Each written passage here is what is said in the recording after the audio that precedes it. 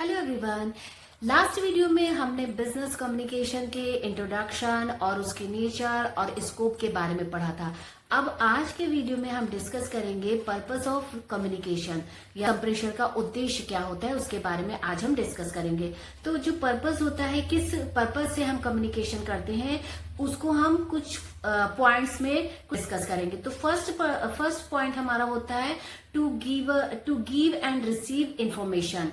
इसका मतलब ये होता है कि जो भी हम कम्युनिकेशन करते हैं उसमें हम जो इंफॉर्मेशन होता है उसमें उसका इंफॉर्मेशन को एक्सचेंज करने का काम करते हैं, उसको ट्रांसफर करने का काम करते हैं। मतलब कि जो कम्युनिकेशन में जो भी इंफॉर्मेशन होती है उसको दिया जाता है और रिसीव किया जाता है। जो भी ऑर्गेनाइजेशन होते हैं उसके कुछ इंपॉर्टेंट रूल्स रेगुलेशंस होते हैं, कुछ पॉलिसीज होती हैं जो वो अपने एम्प्लॉयज को, अपने वर्कर्स को प्रोवाइड कराता है ताकि वो उस ऑर्गेनाइजेशन के गोल्स और ऑब्जेक्टिव्स के अकॉर्डिंग वर्क कर सके। और ये जो इंफॉर्मेशन होते हैं वो आउटसाइडर्स को भी प्रोवाइड करते हैं, लाइक इन्वेस्टर्स, कस्टमर्स, सप्लायर्स, ताकि वो उसके अकॉर्डिंग। तो फर्स्ट हमारा पर्पस होता है to give and receive the information. Second हमारा आता है to convey the right message. जो भी मैसेज हम दे रहे हैं वो राइट पर्सन को मिल रहा है या नहीं, और जो मैसेज वो रिसीव कर रहे हैं उसे वो अच्छे से समझ रहे हैं कि नहीं, मैसेज कन्वे हो रहे हैं वो सही पर्सन को सही समय पे मिले और वो उसे उस मैसेज को आसानी से समझ सके। पॉइंट हमारा आता है टू प्रोवाइड एडवाइस। जो कम्युनिकेशन में जो भी हम इंफॉर्मेशन प्रोवाइड कराते हैं तो उसमें जो एडवाइस का काम करते हैं, जैसे कि एडवाइस इस तरीके से होते हैं, जो सुपरवाइजर होते हैं मेन, वो वर्कर्स को एडवाइस देते हैं कि किस तरीके से वर्क को करना है और कितने समय में करना है, ताकि जो बिजनेस ऑर्गेनाइजेशन के जो गोल्स है उसको आसानी से अचीव किया जा सके, उसको कस्टमर्स के अकॉर्डिंग बनाया जा सके। तो जो भी एडवाइस दिया जाता है वो मेनली सुपरवाइजर के थ्रू दिया जाता है, और मैनेजर भी कभी कभी जो बिजनेस ऑर्गेनाइजेशन और कंपनी के जो गोल्स हैं उसको आसानी से अचीव किया जा सके। ये या तो वर्बल हो सकता है या फेस टू फेस या डायरेक्टली सजेशन होता है। सजेशन फीडबैक के थ्रू होता है जो कि कस्टमर्स और एम्प्लॉयज के थ्रू प्रोवाइड कराया जाता है।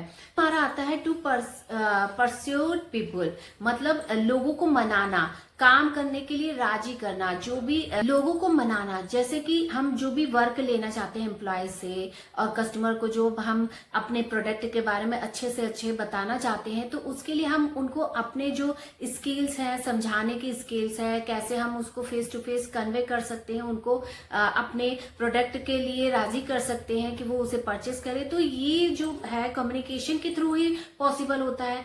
तो इसके थ्रू जो हम अच्छे से कस्टमर्स और एम्प्लॉयज को वर्क के लिए मना सकते हैं, लोगों को वर्क के लिए और अपने प्रोडक्ट के लिए मना सकते हैं, राजी कर सकते हैं कि वो उस प्रोडक्ट को, पर्टिकुलर प्रोडक्ट को हमारे जो कंपनीज के हैं उसको ले और उससे सेटिस्फाई हो और हमारे कंपनी को, हमारे ऑर्गेनाइजेशन को लाभ मिले।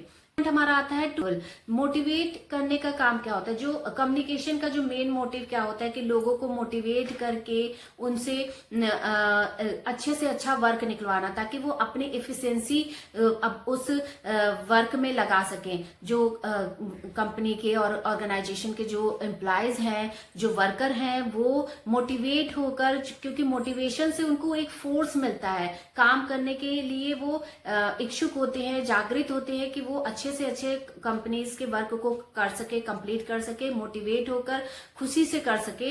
तो मोटिवेशन एक तरीके से कम्युनिकेशन का एक अच्छा, इसको वर्क के लिए मोटिवेट करते हैं और जो गोल्स हैं उसको अचीव करने में हेल्प कराते हैं। Provide counselling. कोई टू प्रोवाइड काउंसलिंग में हम ये जान सकते हैं कि जैसे कि कोई वर्कर है, मान लीजिए कि उनके पर्सनल कुछ प्रॉब्लम चल रही है, तो उसके वजह से वो वर्क में अपना ध्यान नहीं दे पा रहे, तो उनको काउंसलिंग की जरूरत होती है। तो वो जो मैनेजर होता है या सुपरवाइजर होता है वो उनको काउंसलिंग करता है, उनको वर्क के लिए मोटिवेट करता है, ताकि वो जो ऑर्गेनाइजेशनल गोल्स एंड ऑब्जेक्टिव्स है उसको अचीव करने में हेल्प कर सके और अपने वर्क को पूरी इफिशियंसी के साथ, पूरे एफर्ट के साथ कर सके। लास्ट पॉइंट आता है to issues order and instructions. जब कम्युनिकेशन में क्या होता है कि जब कंपनी का और बिजनेस ऑर्गेनाइजेशन का जो मैनेजर होता है वो ऑर्डर्स इश्यू करता है और इंस्ट्रक्शन प्रोवाइड करता है, जिसके थ्रू जो एम्प्लॉयज होते हैं और जो वर्कर होते हैं वो उसको फॉलो करके, उसके इंस्ट्रक्शंस को फॉलो करके, जो स्ट्रेटेजीज उन्होंने बनाई है उसको फॉलो करके कंपनी के वर्क को कंप्लीट करते हैं और उसके अकॉर्डिंग ही वर्क करते हैं। तो जो ये ऑर्डर होता है ये वर्बल फॉर्म में और रिटन फॉर्म में दोनों में हो सकता है। तो जो कम्युनिकेशन का जो क्या होता है, इन सारे वर्क को फुलफिल करना ताकि कंपनी या बिजनेस ऑर्गेनाइजेशन अपने ऑब्जेक्टिव्स एंड गोल्स को अचीव कर सके और प्रॉफिट गेन कर सके।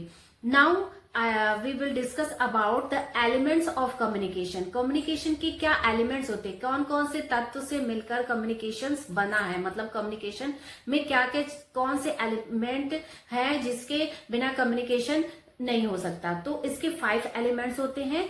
फर्स्ट हमारा होता है सेंडर, जिसे हम इनकोडर भी बोलते हैं। सेंडर क्या होता है, एक तरीके से एक मैसेज को क्रिएट करने वाला, जिसकी आइडियाज होती हैं, जो अपने थिंकिंग और थॉट्स को क्रिएट करता है। एक क्रिएटर ऑफ आइडिया और the message is known as the sender और इनकोडर। कुड बी जो ये सेंडर होता है या तो इंडिविजुअल हो सकता है या ग्रुप में हो सकता है, या जो ग्रुप के बिहाफ में जो मैसेज कन्वे करने का काम करता है। तो सेंडर, इसका जो फर्स्ट एलिमेंट्स होता है कम्युनिकेशन का, वो सेंडर होता है, जिसे हम इनकोडर भी बोलते हैं, जो कि मैसेज को भेजता है, भेजने का काम करता है, प्रेषण का काम करता है।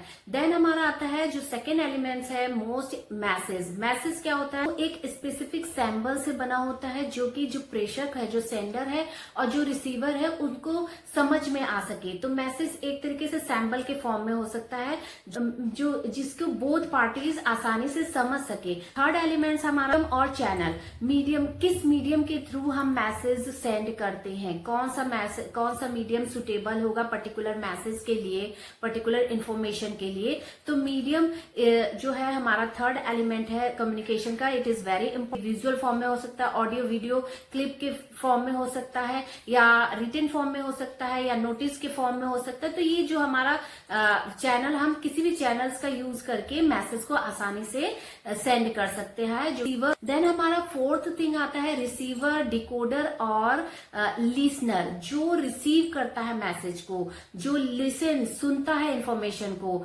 उसे ही हम रिसीवर बोलते हैं। जो मैसेज को आसानी से समझ सकता है, जो मैसेज पर्टिकुलर मैसेज उसे रिसीव हुआ है वो उसे आसानी से समझ सकता है और उसको समझ कर उसको इम्प्लीमेंट कर सकता है, उसको अकॉर्डिंग टू नीड उसको बना सकता है एक पर्टिकुलर। जब हम राइट चैनल मीडियम का सिलेक्शन करने के बाद जब मैसेज को सेंड कर देते हैं, तो जो रिसीव करता है वो उसे आसानी से उसके मीनिंग को समझ सके, तो उसे हम रिसीवर और लिसनर और डिकोडर बोलते हैं।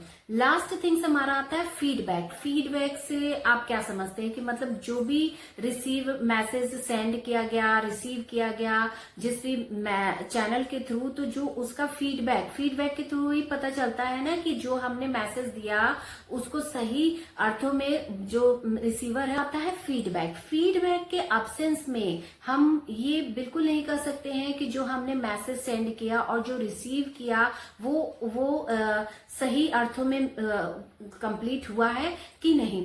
तो feedback is the most significant element of the communication. जो फीडबैक के थ्रू ही ये पता चलता है कि जो भी हमने मैसेज दिया है, सेंड किया है, जिस भी चैनल के थ्रू किया है, उसे जो रिसीव करने वाला है, जो लिसनर है, जो डिकोडर है, उसने उसको सही से समझा है कि नहीं। तो जो कि उसके फीडबैक से आसानी से पता। So feedback is the very important for the communication. Communication के लिए फीडबैक बहुत इंपॉर्टेंट होता है, क्योंकि इससे ही पता चलता है कि जो भी हमने मैसेज, जो भी इंफॉर्मेशन हमने प्रोवाइड किया है, सेंड किया है, उसको रिसीवर रिसीव करने वाला और उसको इफेक्टिव वे में इम्प्लीमेंट्स कर सकता है। तो आई होप आप सबको बिजनेस कम्युनिकेशन के पर्पस क्या, उसके उद्देश्य हैं और उसके क्या एलिमेंट्स हैं आसानी से समझ में आ गया होगा। अगर आपको ये वीडियो जरा सा भी हेल्पफुल लगे तो प्लीज लाइक, शेयर, सब्सक्राइब जरूर करिएगा। थैंक्स।